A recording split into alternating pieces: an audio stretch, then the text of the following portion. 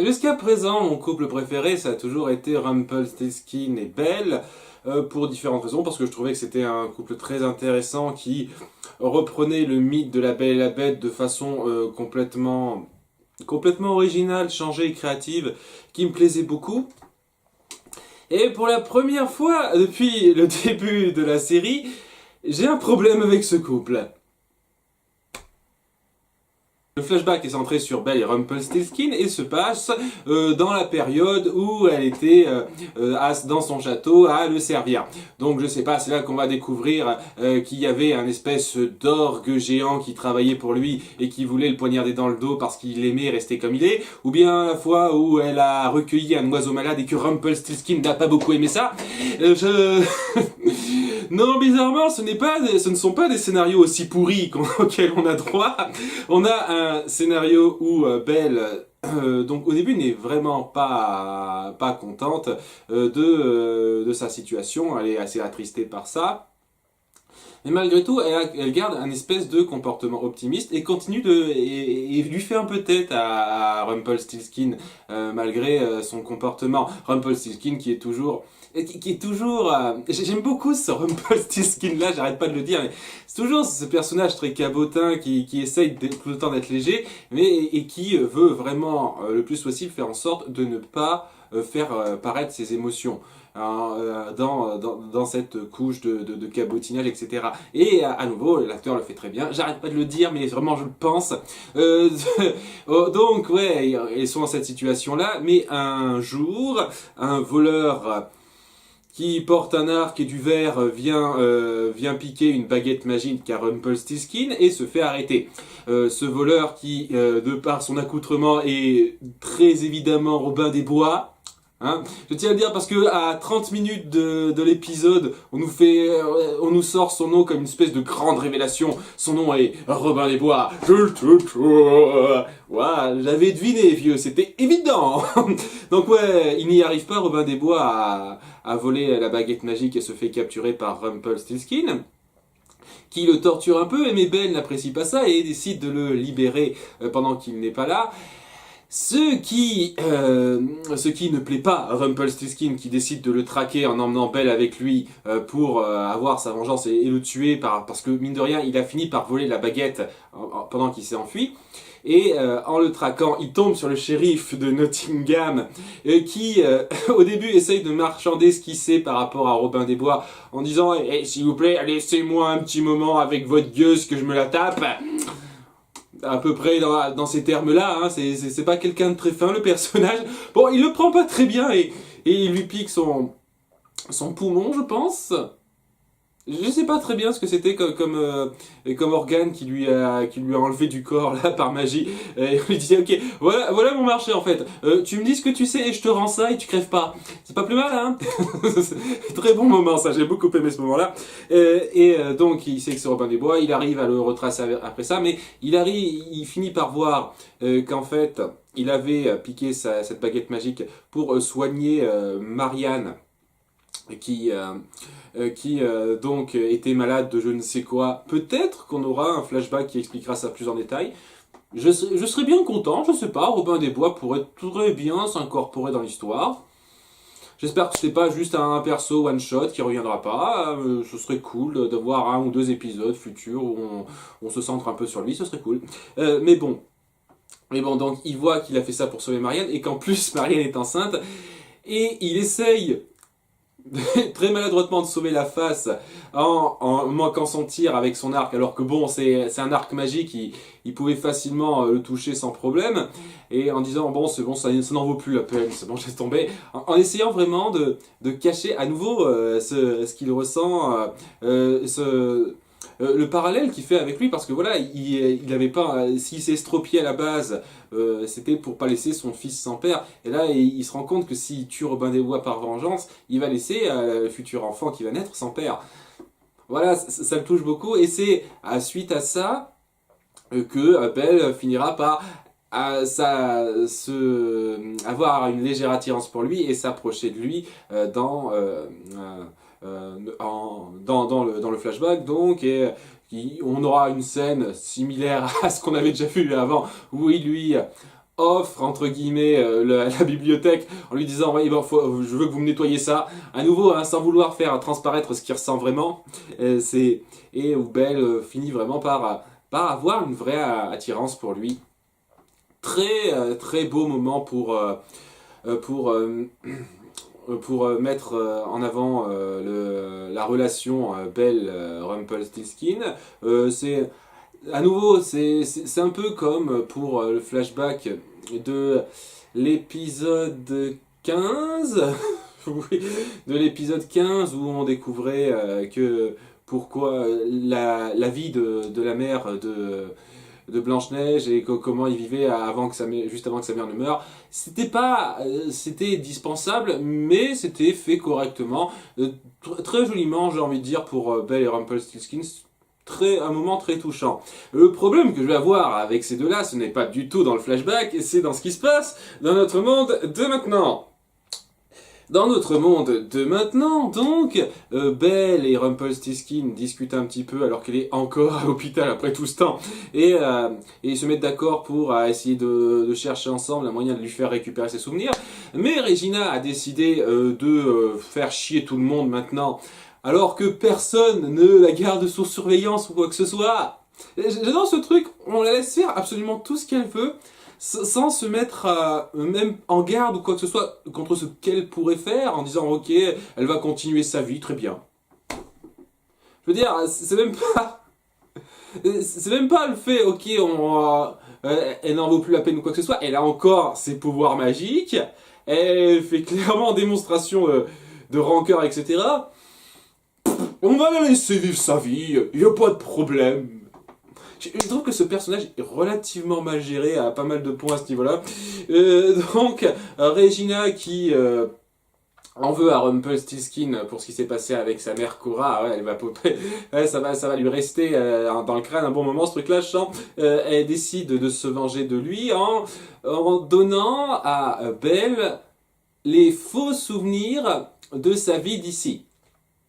Alors déjà, c'est un très gros problème pour moi ce truc-là déjà, parce que les faux souvenirs de sa vie à Storybrooke, c'est d'avoir été enfermé toute sa vie pendant 28 ans dans une espèce de salle en asile ou je ne sais quoi, sans pouvoir parler avec personne. Et c'est ça ses souvenirs à Storybrooke, hein, c'est rien d'autre. Donc donc quand on lui donne ses vrais souvenirs à Storybrooke et en fait il s'avère que c'était une vie tout à fait normale où où ça ne dérange absolument personne de la laisser continuer ça alors qu'elle est censée ne pas être Lacey, elle s'appelle Lacey dans sa fausse vie, elle est censée ne pas être Lacey et tout le monde est censé s'en souvenir que c'est pas censé être Lacey, tout le monde est censé se souvenir de sa vie antérieure.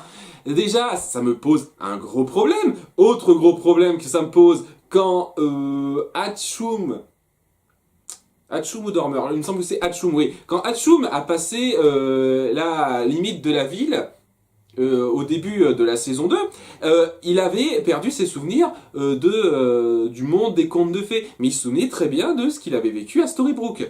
Apparemment, Belle, non. Alors moi, je pensais bêtement que les seuls souvenirs que Belle avait, c'était des souvenirs de ses 28 ans, d'enfermement, etc., etc. Donc elle était complètement perdue, elle s'était perdue elle-même, etc. C'était super tragique. Mais non, en fait, elle était complètement amnésique. D'accord, très bien, vous partez là-dessus. Ok.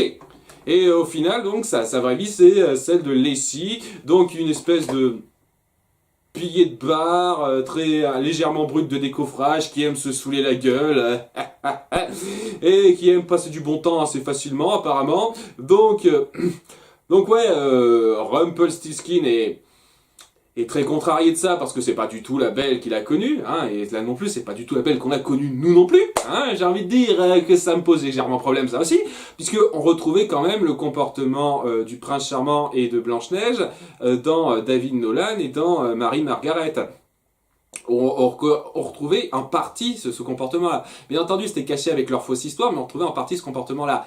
Mais le fait est que, on le découvrira plus tard dans l'épisode, sa personnalité de Belle n'est pas là.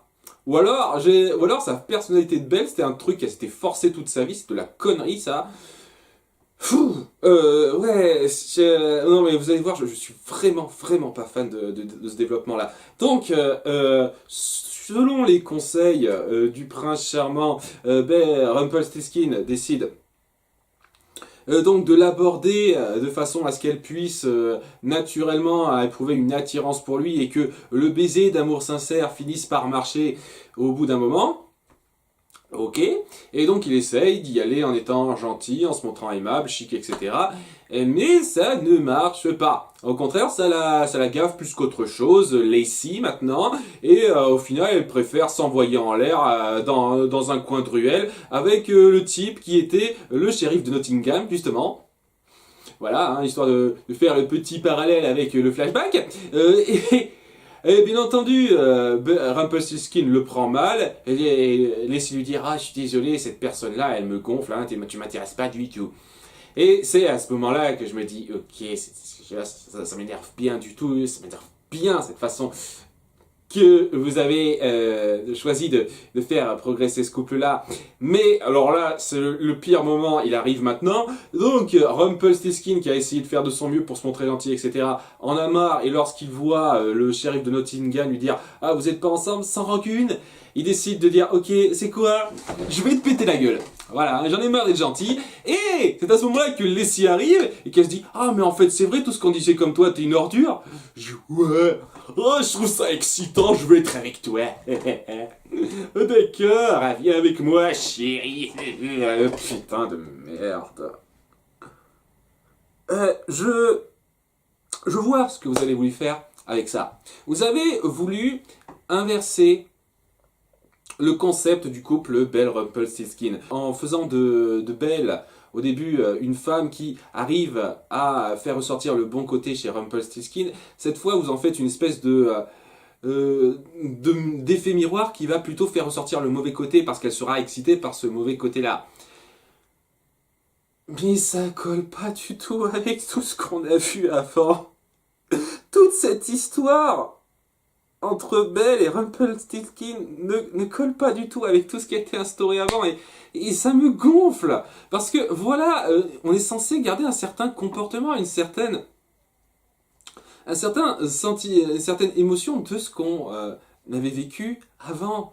De qui on était avant. Ça se ressentait chez tous les personnages, vraiment chez tous les personnages. Pas seulement c'est le prince charmant et Blanche-Neige, on ressentait ça chez Ruby aussi. Ruby, on sentait qu'elle avait des éléments de rouge là-dedans. On sentait ça chez énormément de personnages comme Cendrillon, le peu qu'on avait vu, on sentait ce petit truc-là. Et énormément de personnes, on ressentait vraiment un lien très fort entre ce qu'ils étaient vraiment et comment ils se comportent dans leur dans leur nouveau personnage qu'on les a forcés d'être.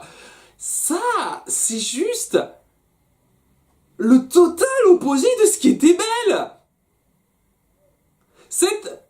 Ces souvenirs qui étaient censés être la fausse elle, même si la fausse elle, c'était, je répète, une fille qui a été restée prisonnière pendant 28 ans et qui n'est donc pas censée avoir un passé dans un bar en tant que pilier qui aime se saouler et jouer au billard, etc. Cette Belle-là a une personnalité totalement opposée à celle de la Belle du flashback et ça n'a aucun sens pour moi. Au final, ça en fait même une espèce de... Ça en fait une trahison légèrement du personnage pour moi, ce truc-là. Et ça me cave profondément. Je veux dire, vous pouviez trouver d'autres moyens de faire en sorte que Belle et Rumpelstiltskin ne puissent pas se rapprocher tout de suite. Je suis complètement pour. Je suis complètement pour que vous accentuiez la tragédie, que même le fait que Belle ne puisse pas être à sa portée, que ça fasse virer Rumpelstiltskin à nouveau plus du côté maléfique désormais et son repentir finisse par s'estomper. Je peux accepter ça, ça peut être un truc intéressant. Mais en transformant Belle en cette fille Lacey qui n'est pas du tout elle, ça m'énerve. Ça m'énerve beaucoup. Et honnêtement, s'il y avait que ça, je détesterais cet épisode. Je vous le dis clairement parce que je n'ai pas du tout aimé cette progression des choses.